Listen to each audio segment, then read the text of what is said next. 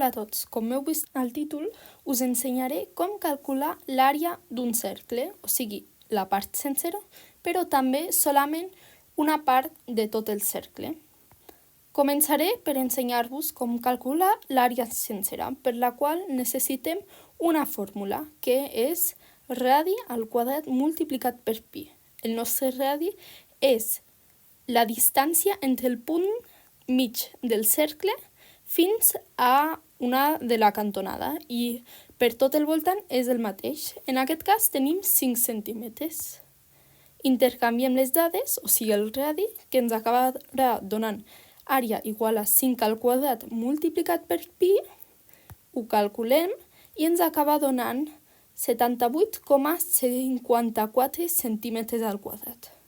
Pi és un número que és 3,14 i molts xifres més, però a la calculadora el veurem com a pi, de manera que és el més exacte possible.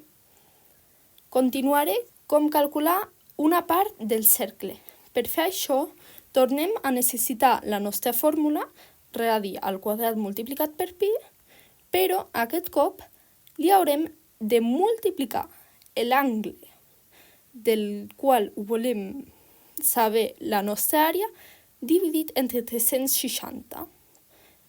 Però nosaltres ara per fer això necessitem l'angle, el qual en aquest cas és de 145 graus. Intercanviem les dades, o sigui, el radi li posem 4 i a l'angle ho intercanviem per 145 i ho acabem calculant, el qual ens acaba donant 20,25 centímetres al quadrat.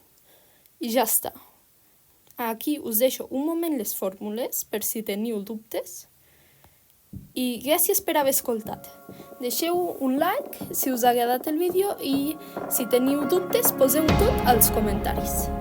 Ens veiem un altre dia. Adeu!